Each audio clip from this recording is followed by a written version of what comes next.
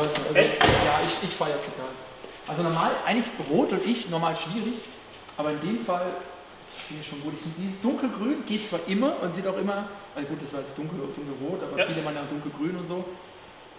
Aber das hat dann schon echt Charakter, ich weiß nicht. Also, das ist jetzt nicht mal die typische Rotfarbe, weil das ist eigentlich das Tornado-Rot, vielleicht haben wir da noch irgendwo ein Teil rumliegen.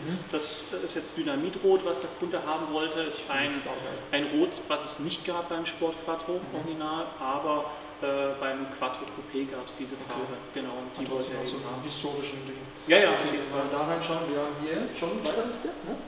Wir haben hier, was benutzt? Pole Position sind es, oder? Das ist eine Pole Position, wir können da mal reinschauen. Die haben jetzt bloß immer abgedeckt, damit nichts mehr passiert.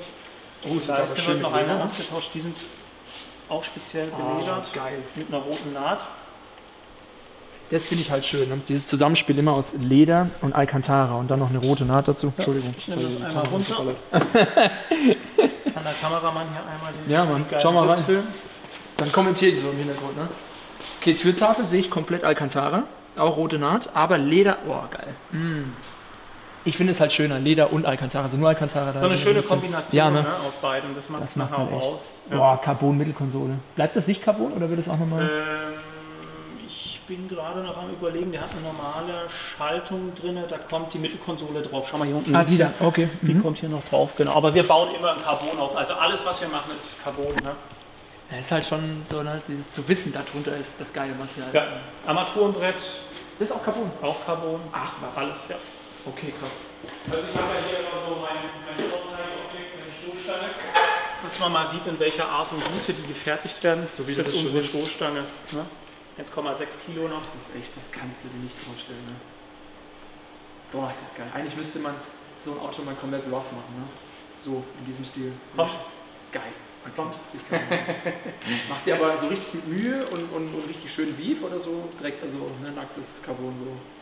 Also wir werden das einmal wirklich Carbon Clear machen, in Mattlack wahrscheinlich, nicht hochglänzend. Okay. Wahrscheinlich. Boah, da bin ich gespannt drauf. Ja. Boah, das muss geil sein. Und dann halt aber nochmal anders verlegt. Das ist jetzt so, wie das jetzt für die Autos nehmen, die lackiert werden, weil du siehst es dann deswegen meine ich ja, ne? Und wir werden dann aber nachher schon... Sichtcarbon ist ein Riesenaufwand. Boah. Weil viele, die es auch nicht wissen, ne? Dieses Sichtcarbon kostet meist immer einen Riesenaufpreis und oft sind dann die Parts, ne? Also die Teile werden erstellt und wenn man es dann verkackt, was relativ schnell passiert, die sind dann die Parts, die man dann, also diese aussortiert und sowas, das muss dann alles die wird dann lackiert und dann ist egal, ne? So auf die Art. Genau. Eigentlich smart, ne? Aber wie gesagt, ihr seht es, das sieht nichts, das ist krank. Dieser typische Effekt, guck mal, wie leicht. Das haben wir über das komplette Auto. Das Einzige, was heute noch wirklich aus Stahl ist, ist die Heckklappe und die Türe. Okay. Dachcarbon. Soll es aber kommen? Macht das Sinn? Heckklappe macht keinen Sinn, weil wir brauchen das Gewicht auf der Hinterachse. Da kann ruhig schon eine Stahlheckklappe drauf bleiben. Könnten wir schon lang aus Carbon bauen, was als nächstes kommt, weil die Türen immer rarer werden und sehr anfällig sind, sag ich mal, für Rost. Du kriegst sie nie wieder zu 100% raus, wenn da mal drin war. Das ist so ein Thema auch bei Rost. Ne? Ja, du musst den Falz aufschneiden. Also wir machen das jetzt so, dass wir den Falz komplett aufschneiden, den rausnehmen und unten quasi neu verschweißen. Dann hast du natürlich eine etwas höhere Sicherheit, aber wie gesagt, es ist kein Carbon, ne? Es ist Stahl und es kann immer wieder, wir haben eine sehr, sehr gute Hohlraumkonservierung, es ist alles super auslackiert, soweit es geht, aber es ist nichts für die Ewigkeit und deswegen haben wir jetzt auch schon Carbon-Türen. Fertigung. Ja, genau. Okay, shit. Das ist natürlich eine krasse Idee. Das jetzt hier, ist das dann Entlüftung vom Rathaus quasi? Also das Netz hier? Ja, dahinter ist eigentlich gar nichts. Das ist rein dekorativ. Ah, okay. Ja, das macht schneller. Ja. Mach mal zu. Ja, das merkst du aber auch noch. Ne? Aber hat irgendwie trotzdem so ein classy Feeling, ne? Das ist halt geil. Das wird halt noch alles eingestellt, jetzt die Sperrgängigkeit, wo wir die Aufkleber haben. Es sind noch Sachen zu polieren, zu schleifen, etc. Genau. Aber ohne Witz, der Farbton, schreibt mal drunter, was findet ihr geil, das Dunkelrot oder lieber hell? Also ich wäre bei dem, weil das ist geht ja auch schon mehr so orange auf rein. Genau, ja, es hat einen Orange-Stich. Ja. Das wieder rein, da sieht da nichts. Und okay. Ja, hier ein bisschen Abstimmung noch. Fahrzeug hat Luxus, wenn du dein eigenes. Ja, vor allem Radarzustand. haben wir noch nicht geschafft, bis dato. Was das höchste? Was wir hier draufstehen hatten, 1600. Was war das für ein 1600? 907. Boah, das muss aber frech sein, ey. Auf so einem Ding. Ja. Boah, was ist das? Unser R8 Biturbo mit RS Ingenieure und B-Tuning zusammen, den hatten wir jetzt hier noch nicht drauf, aber der hat ja bis 2,5, 2,4, 2,3, aber den hat man noch nicht drauf jetzt hier. Ja. Das hat mich sehr beeindruckt beim SCC 500, wo ich dann mal zugeguckt habe. Ne? Die Dinger am Allrad fahren, die müssen nur am Quer und vor noch bei 200 am Quer stehen, das sind ja Leistungsdimensionen, die kann man sich ja nicht vorstellen. Das ist wirklich krass. Aber wenn man jetzt auch mal so guckt, den X-Bow und dann der große hinten, das ist schon ein Unterschied. Ne? Das ist einer von den ersten Fahrzeugen, habe ich damals noch selber verkauft. Stimmt, du warst ja bei KTM. Ja, genau. Das Auto ist aus 2009, also einer der ersten. Okay.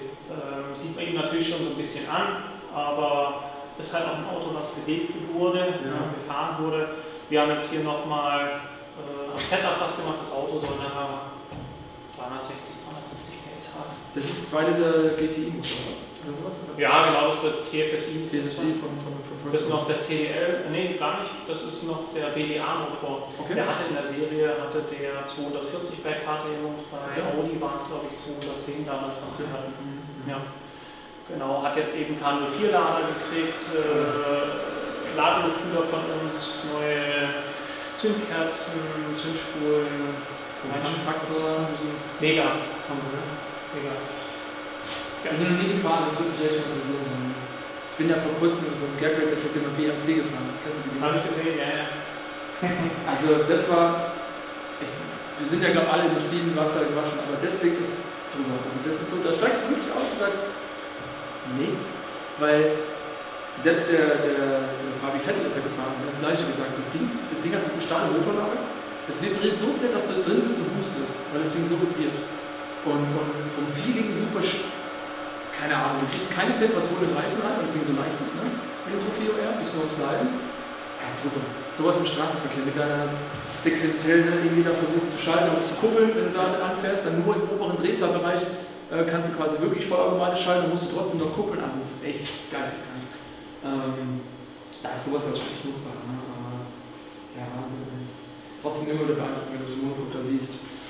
Was haben die denn, was kosten sowas eigentlich? Also so Dinge, gerade wenn du die jetzt aktuell einkaufen, ist auch wieder am Steigen. Ja, klar. Gibt es die denn abgebaut? Nein, die Produktion ist letztes Jahr eingestellt worden. Ja. Soll da noch was kommen in der Richtung? Ich meine, ist klar, es war ja der große. Homologationstechnisch ist das nicht mehr in Aussicht zu stellen. Die ganzen Auflagen, die jetzt da sind, ne, da geht es ja dann auch darum, du brauchst jetzt gerade quasi RDC-Anzeige, ne, Reifendruckkontrolle etc. und so weiter. Das ist ja ganz viele Fall. Also gibt es ganz viele Sachen und machen das natürlich dann eigentlich unmöglich für dieses bestehende Fahrzeug. Das ist doch echt, weißt du, aber das dann bei so Autos, weißt du nochmal, das ist ja das, wo ich immer sage, für den Otto-Normalverbraucher, es ist ja alles schön und gut, dass du es machst, aber Leute, ganz ehrlich, warum bei allen so? Ne? Das macht doch keinen Sinn. Und da wird halt jetzt auch nicht mehr sonderlich unterschieden zwischen Kleinserienhersteller und Großhersteller. Das ist ein Schwachsinn. Ja, leider. Oma Frieda kauft das doch nicht so. Das wissen die da. Und die Leute, die es jetzt noch nicht wussten, wissen es jetzt und werden wahrscheinlich einen Beitrag dazu leisten, dass der Preis noch höher geht. Weil das Angebot ist natürlich begrenzt und je höher die Nachfrage ist, desto höher wird dann auch der Preis. Und das sieht man jetzt eben, die ziehen schon wieder ordentlich an. Das glaube ich. Wenn der vorbei ist, ist vorbei. Man merkt es am GT4 in allem. Vor allem, wenn du weißt, sowas kommt nicht wieder. Das wird immer. Also ein gutes Invest. Ja. Und das halt unter den ganzen Autos, die ich hier schon gefahren bin, die ich auch früher gefahren bin bei BMW, M5, M6 und so weiter, alles. Ne?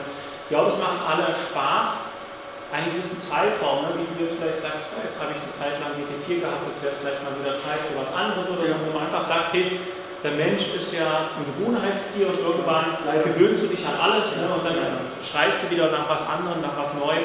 Und da muss ich sagen, ist das Auto wirklich was ganz Besonderes, weil ich begleite das Thema seit 2008 und ich kann sagen, das Auto ist nach über 15 Jahren, jetzt kann man ja sagen, nicht langweilig geworden. Kann ich mir vorstellen. Es wird wenn du auch voll im Saft da stehst, dann, ne? Wenn du da fährst in so einem Ding, das glaube ich. Weil es halt einfach so puristisch und es ist jedes Jahr aufs Neue wieder so ein neues Kennenlernen, weil du kannst im Frühjahr nicht so fahren wie im Hochsommer. Und du kannst jetzt im Herbst nicht mehr so fahren wie im Hochsommer, weil das ist wie Motorradfahren. Ne?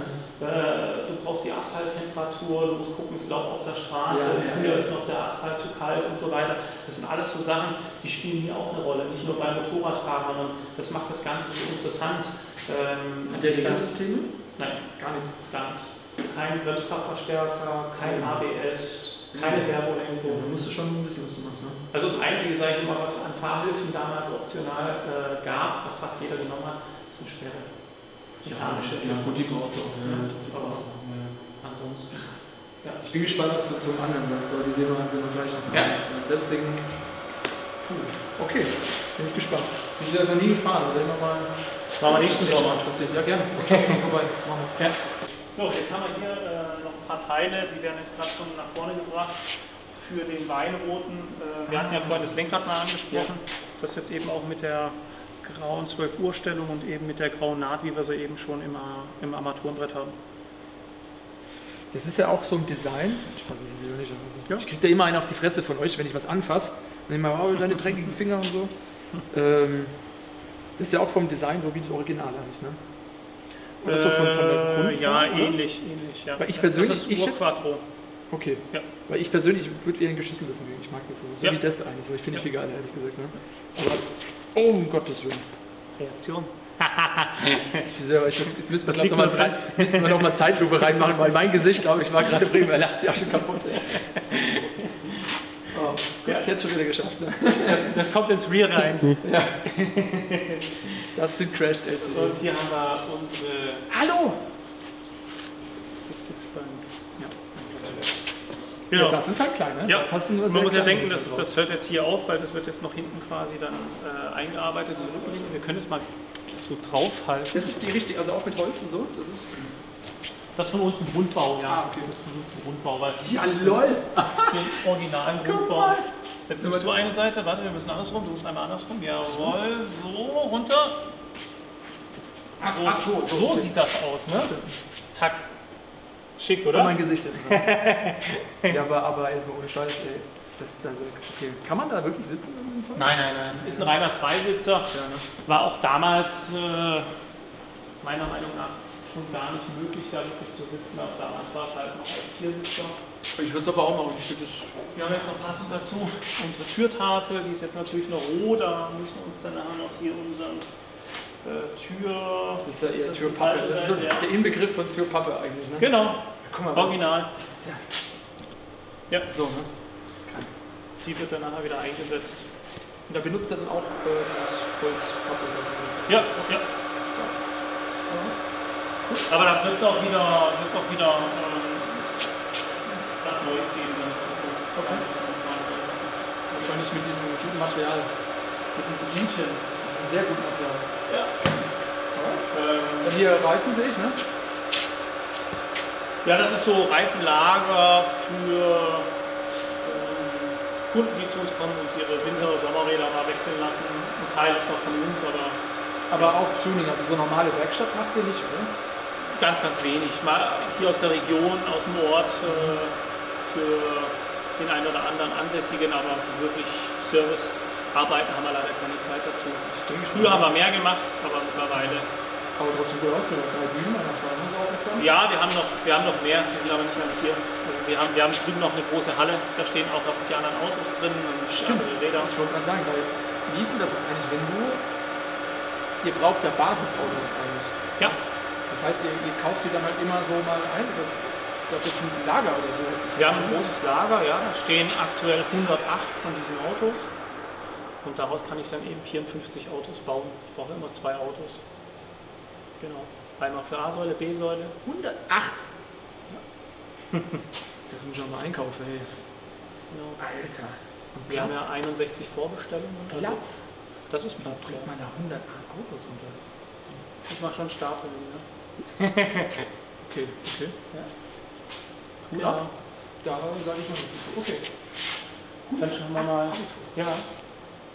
Gibt es so viel überhaupt noch Gefühl von den Dingen? Ja, klar, logisch. Aber es ist halt immer schwieriger, wird immer teurer und nicht so einfach.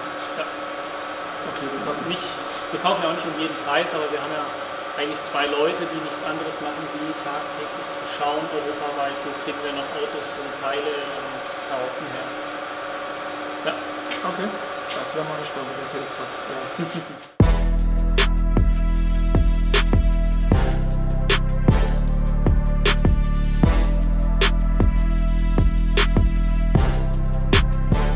Und jetzt kommen wir so zu, ja okay, die Firma an sich zeigen ist ja schon wirklich krass, aber für mich natürlich so mit Autos auch immer echt ein Highlight. Ne?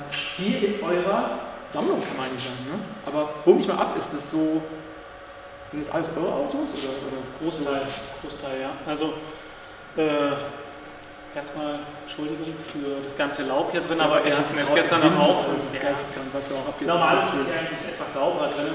Ja, der Raum hat eine ganz bestimmte Daseinsberechtigung. Wir haben hier einen Großteil Eigenfahrzeuge stehen. Warum? Weil, wenn du jetzt kommst, gut, für den GT4 haben wir jetzt leider nichts im Petto, aber wenn du jetzt mit deinem 991, 992, whatever kommen würdest und willst eine bestimmte Leistungsstufe haben, haben wir eigentlich immer die Möglichkeit, dir was Passendes zu zeigen. Und zeigen heißt nicht nur anschauen, sondern dass wir auch sagen können, hier ist der Schlüssel, fahr mal eine Runde und du weißt genau, was du bei uns kaufst. Das ist halt jetzt auch nicht so ein Standardthema, ne? Hier Software 500 € draufklatschen oder so, das sind große Umbauprojekte, die man da oftmals macht und da wollen wir natürlich dem Kunden auch einfach zeigen, was er da kauft eigentlich bei uns. Ne? Wirklich, vor allem, ich habe auch schon, wo ich zum ersten Mal drin war, gesagt, ich könnte mir richtig gut vorstellen, hier zu leben. Weil jetzt mal ohne Witz, hier oben haben wir noch so eine Empore, wenn du das mal schaust. So, kannst du hier so einen Schlafbereich machen, kannst du so irgendwo ein Bad reinklatschen, da hinten machst du dann Fans, das reicht dann zum Boden vollkommen und du hast jedes Mal einen Blick dann hier drunter. Also ohne Witz, das wäre doch eigentlich der Hit, oder? Ja. Das wäre ein Traum, glaube ich, für jeden Petrolhead, sowas als Wohnen oder Haus. Unfassbar. Und vor allem, wenn ich mich so umschaue, es ist halt doppelt gemein. Weil wie ihr wisst, von was schwärme ich? Ich schwärme von zum Beispiel GT2 RS. Das haben wir hier oben. Wenn du mal hinschaust. GT2 RS. Ich schwärme, wie ihr wisst, relativ lang, AMG GTR. AMG GTR. Und vor allem auch noch in der perfekten Spec. Warum? Vor-Facelift, komm gerade mal mit. Darf ich da so Türen aufmachen? So? Wenn ihr auf ist, ja. Okay. Vor-Facelift und das Auto haben wir ja schon gesehen bei der Tour de Baguette von Alpenfieber. Haben wir sogar einen Sticker drauf. Ja. Ich finde schwarz schon ziemlich geil, aber wenn du mal reinschaust, das ist dieser Innenraum, ne? Das ist genau der richtige. Ne? Pole Positions, gelbe Nähte, dann hast du trotzdem noch das schöne Lederpaket und diese Vor-Facelift-Mittelkonsole. Darf ich mich da mal reinsetzen? Ja, sicher. Oh, geil, zeig mal.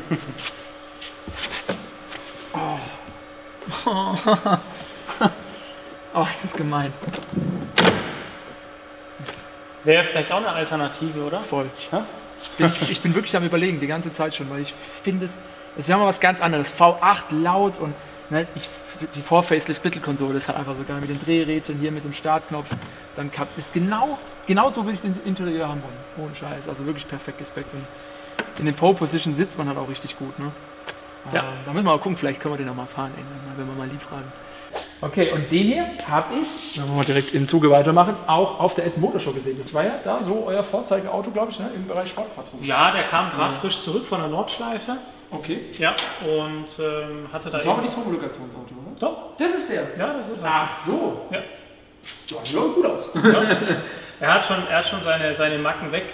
Die Sport-Quattro-Community sieht jeden Kratzer und jede Kleinigkeit von dem. Ist ja auch gut. Aber das Auto erzählt natürlich mit diesen ganzen Marken auch eine gewisse Geschichte. Ne?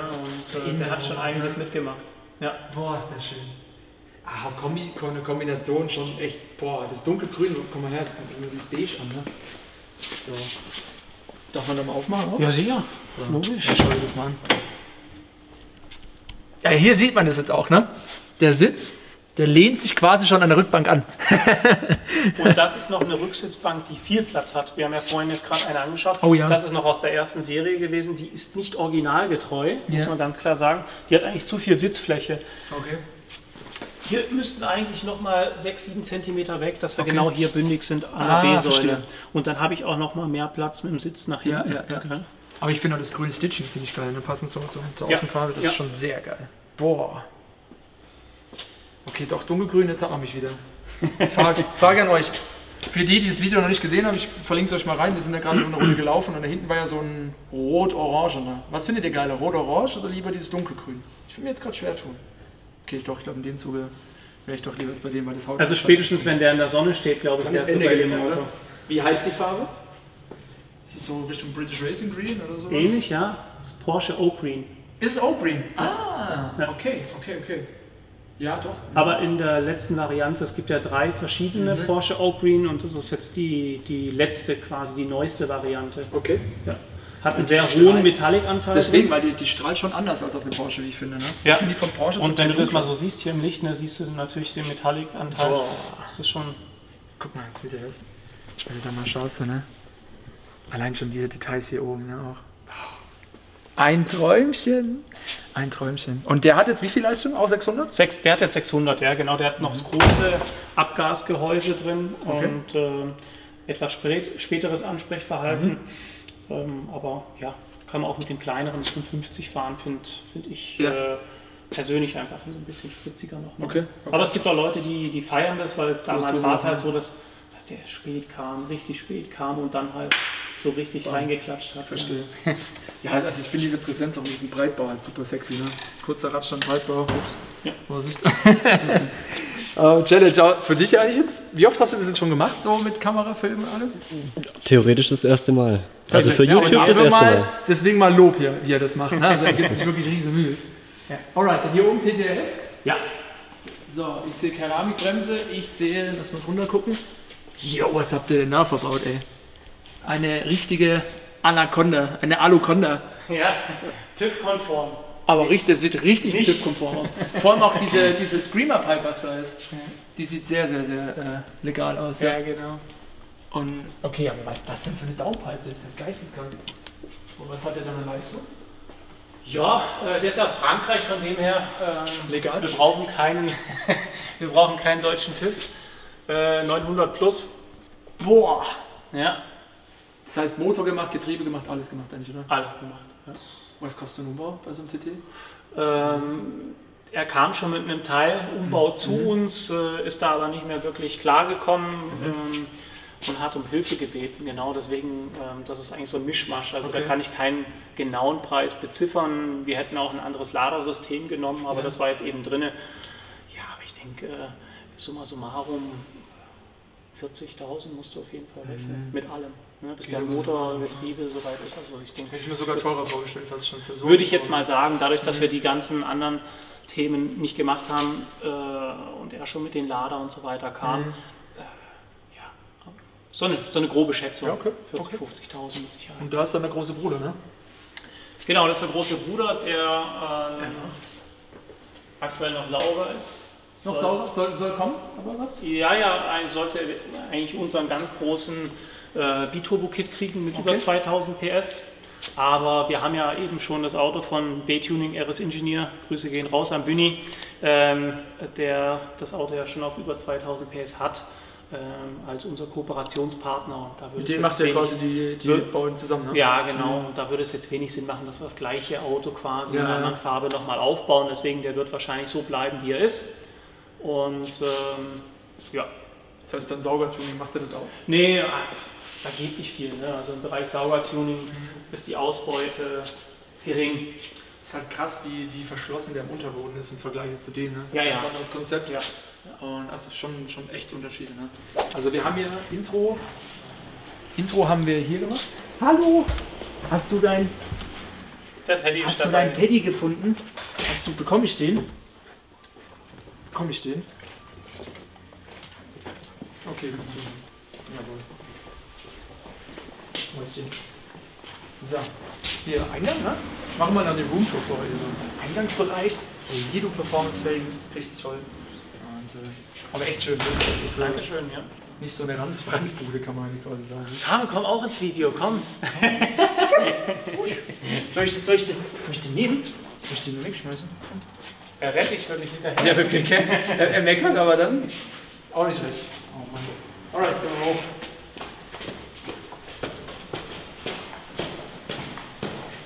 So, Hammer. Dein Auto heiß begehrt, ne? Ah, läuft sogar. Boah, STO, den haben wir gerade gehört. Krass. Ist hier viel los? So viel Traffic so mit Besuchern? Im Sommer mehr, ja. So, ne? Aber ich weiß, wenn die Autos vorne stehen, wir parken ja die meisten drinnen oder im Hof, dann hält es sich in Grenzen. Aber wenn die Autos mal draußen stehen, dann haben wir schon viele junge Leute, was uns ja freut. Ich war jeden Tag hier früher, ohne Scheiß, ich war auch jeden Tag mit gucken. Ja. Aber ich bin auch erstaunt, wie viel Attention so ein kleiner GT4 bekommt immer wieder, wie die Sympathie bei dem Auto gewachsen ist in der kurzen Zeit jetzt. Ja, Das ist wirklich erstaunlich, ne? Ja. Krass. Da steht STO dahinter. Das wundert mich sehr. So, und jetzt werden wir hier in meinem Wohnbereich, wenn wir mal reinkommen, in meiner Roomtour. Im Wohnzimmer. Jetzt hier so, hier chillen, ne? Das reicht doch easy. Wenn du hier so schlafst, du brauchst halt ein paar Wände, ne? Ein bisschen Schlaf, ein bisschen Bad, ein bisschen Küche und hier kannst du Fernseher dann hinmachen quasi. Ja. Also hier wird es easy reichen. So. Wird schon passen. Krass. Und habt ihr das gesehen? Du läufst einfach dann und schaust dir da so ein... Boah, da muss ich mal ein Bild machen schnell, ey. Das ist ja... Boah. Nein. Und... Boah. Und dann morgens nach dem Aufstehen, Ja. Kaffeetrinker oder kein Kaffeetrinker? Eigentlich nicht, aber ich würde trotzdem mal kurz den hier mit machen. einer Capri-Sun stehst du dann Hier hier. an einer Kaffeesonne. Aber ich finde, wie das auch anders wirkt, wenn du von oben auf ein Auto drauf schaust. Weil schau dir mal die Präsenz jetzt von dem KTM an. Das hat gemacht, ne? Das wirkt doch jetzt ganz anders. Und von Farbe E, wie ihr wisst, Babyblau bei mir 10 von 10. Und er kommt nicht mal so rüber, wie er eigentlich rüberkommen würde, weil wenn ein normales Auto nebendran stehen würde, ich meine, der GTR ist halt auch nicht normal, ist halt auch ultra breit. Ja. Stell mal ein normales Auto nebendran, dann fällt dir eigentlich erst wirklich auf, wie breit dieser KTM ist. Riesengroß. Auch Länge, ne? Ja. Das ist auch lang. Ja. Und eigentlich ein Winz-Motor, so gesehen, wer hinten drin ist, aber die Klangeigenschaft ist halt brutal, weil er klingt ja ganz anders im Vergleich zu so einem TT oder sowas. Weil er das ganze Monocoque mitarbeitet, ne? Dann hast du dieses Wummern da so drin, das ist Wahnsinn. Also vom Gesamtkonzept wirklich, da KTM, boah, Big Props. Ich glaube, die sind ja schon fast alle ausverkauft, ne? Also, Bisschen Wartezeit muss man mitbringen. Ja. Genau. Okay, was haben wir denn aber noch? Wenn wir jetzt durchgucken, ein paar Ausstellungsstücke, ne? Hier, dann Ja, hier ist so ein bisschen Konfigurationsecke, wo man so ein bisschen die Kunden abholen kann, dass sie sich raussuchen können, was sie für Leder haben möchten, was für Stitching. Ja, ist eigentlich für jeden was dabei. Das sind immer Reste von denen, was wir eigentlich schon mal gemacht haben. Das ist von unseren. Ne? Also von dem her, das schon mit Leder kriegt man mich ja immer, ne? Das ist ja, lege sehr viel Wert drauf. Ja. Deswegen oder gewebtes Leder, was jetzt immer mehr genommen wird. Oh ja, das ist natürlich so eine wilde cool. Konstellation, aber das wird auch oft genommen jetzt mittlerweile. Wie findet ihr sowas? Jetzt mal ohne Scheiß, aber gerade auch so, das erinnert mich sehr an Singer, ne? So diese Singer-Porsche und so Geschichten, ne? Aber klar, bei so Classic-Dinger passt es halt wirklich sehr gut. Die Farbkombi ist natürlich wild, sage ich jetzt mal, es geht nur ums Zeigen als Muster.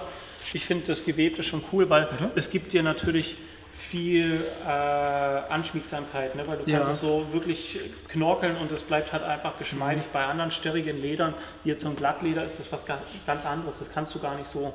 Und deswegen finde ich das eigentlich im Sitzbereich und im Rückenbereich eigentlich ideal. Für die Kante könnte ich mir durchaus vorstellen, Glattleder und hier mit gewebtem Leder und so weiter. Okay, das, schon. Ne? Solche Sachen. Ein bisschen spielen. Ja. Auf Forge Carbon, ne? Riesenfan, würde ich auch am meisten bevorzugen. Ich finde, es hat für mich ist das Schönste mittlerweile sogar. Und dann matt? Oder glänzend oder matt? Es kommt immer aufs Auto drauf an, witzigerweise. Beim Senna, wenn du einen Senna-Innenraum hast, finde ich glänzend zum Beispiel geiler. Aber bei dem Auto, da waren ja auf Invertersee war ein glänzender, das Werksauto und ein in matt. Ja. Und in matt sieht das Ding noch viel krasser aus. Also matt, unfassbar, Batmobil. Der hatte noch Scheibengetön, schwarze Felgen drauf. Mehr Batmobil geht nicht. Das war wirklich krass. Ja. Also es hängt immer davon ab. Mit dem eingefärbten Carbon, oder? War das der dunkelblau? Nee, schwarz. War der schwarz-schwarz? Der war schwarz, okay. ja, schwarz-schwarz. Okay. Der war krass. Es stand ja noch einer, der dunkelgrüne. Ja. Mit den goldenen Felgen, ne? Wo sie auch mal, Preis war ja auch mal, na gut, da war Nova drauf, ne? Für knapp 1 Million so dran, ne? Ja. Bin mal gespannt, ob der weggeht. War schon crazy. Österreich ist da eine andere Hausnummer. Ja. So, dann hier noch Downpipes und so, geil. 992 Downpipes. Dann das 992? Das 992, ja. Dann haben wir noch für G80 Ansaugbrücke. Geil. So, mit Ladungskühler. Und das ist einfach auch nochmal so ein bisschen um zu zeigen. Genau, das ist jetzt einfach mal so ein bisschen so ein Farbspektrum an der Wand und das Auto, was hier steht, oder die Karosse, ist nochmal so ein Thema, dran wir denken. wie das Ganze mal angefangen hat. Man sieht das hier an den schlechten Schweißpunkten. Das Auto hat man vor circa 8 Jahren mal gekürzt. Okay. Und entspricht natürlich nicht mehr unserem Qualitätsstandard von heute. Das war so der erste Prototyp quasi dann so, oder wie so? Ja, man hat aber trotzdem die Scanpunkte übernommen, weil das Auto wirklich Originalmaße hat. Wir haben den gescannt, diese Karosserie, um unsere Teile fertigen zu können, was wir uns angeschaut haben mit Stoßstange etc. Und die Teile haben wir früher verbaut, das sind eben GFK-Teile, die aber eher schlecht als recht passen. Und deswegen haben wir gesagt, das entspricht weder in der Karosserie noch bei den Teilen unserem Qualitätsstandard. Nichtsdestotrotz möchten wir die Leute so ein bisschen abholen und denen auch mal zeigen, wo wir herkommen eigentlich. Ne? Was früher normal war, wird heute einfach nicht akzeptiert. Und da sind wir halt bei ganz anderen Verarbeitungen, Spaltmaße etc. Das ist alles eine Anpassungsarbeit. Und wenn ich da mal irgendwo aneck, GFK wieder reparieren, das ist halt immer ein Fusch. Für mich eine GFK ist halt nichts Halbes und nichts Ganzes. Das ist richtig. Ja. Ich finde das Verhältnis aber ganz cool. Das ist auch von Vivo, Genau, da haben wir 2 im Programm. Das ist einmal die Vielspeiche, wie wir sie da unten sehen, oder die 5-Speiche, hier original. Kompomote-Felge in 16 Zoll in Altweiß und hier eben in einem Neuweiß. Von uns dann im Design auch ein bisschen frischer, optimierter. Das wäre so meine Wahl, glaube ich. Und wir sind ja noch mal 1 Zoll größer, ein halbes Zoll breiter, das sind 9x16, 9,5 x 17 und sprechen hier pro Felge von einem Gewichtsunterschied von 2,8 Kilo pro Felge. Okay. Also fast 3 Kilo Unterschied pro Felge. Ne? Das ist ein altes Gussrad und das ist ein Schmiederad. Also leichter sogar? Ja. Krass. Also das ist viel. Das ist sehr viel pro Felge. Ja. Gerade rotierte Masseboden. Okay. Und so haben wir es dann eben auch auf die Vielspeiche gemacht. Die Vielspeiche kommt ja eigentlich optisch aus dem Bereich Originalität. Der Originale hatte damals ähnliches Design in 15 Zoll drauf, aber wir müssen ja mindestens 17 Zoll fahren wegen unserer Bremse. Krass, man hier noch Farben, ne? Und, genau, so ein bisschen, da haben wir jetzt natürlich kein Kompetition-Rot, aber sowas Ähnliches und der Kunde nimmt dann immer gewisse Farben als Anhaltspunkt und sagt, in die Richtung soll es gehen und dann machen wir die ersten Lackmuster für den Kunde fertig, bevor er sich dann nachher entscheidet, das komplette Auto so lackieren zu lassen. Okay. Es geht auch alles, ne? Farbmäßig natürlich. Ja, es geht schon alles. Also man muss sich jetzt bloß mal so vorstellen, das war jetzt gerade interessant, bei dem Tornado-Roten, ne, das kräftige Rot, im Vergleich zu dem Dynamitrot, was so ein bisschen ins Orange reingeht, kostet der orangene Lack ungefähr das Dreifache. Ach so. Ja. Das ist jetzt nicht mal so, dass ich sage, okay, das ist jetzt hier Mehrschichtlackierung wie bei den Competizione Rot, sondern es ist einfach auch ein Lack von Audi, aber den Lack gibt es so in der Standardvariante nicht und dann kostet der auch, wenn es mal sein muss, das Doppelte oder das Dreifache. Okay, das sieht man dem Lack nicht an, ne? Nee. Eben, genau, aber das muss es einem dann auch wert sein. Heftig. Okay, krass. Boah, jetzt bin ich auch ganz schön überwältigt, merke ich gerade, ne? So Kopf und alles ist schon. Was wir jetzt noch machen? Ja. Fahren. Und zwar, jetzt gibt es nochmal eine richtig auf die Fresse. Wie wir das machen, musst du jetzt mal gucken. Ich sage aber auf jeden Fall schon mal vielen lieben Dank. 1000 Dank nochmal für die Zeit. Sehr gerne. Deswegen auch nochmal LC Performance auf jeden Fall abchecken. Beide abonnieren. Passion, LC und vielen Dank und bis dann. Danke. Ciao.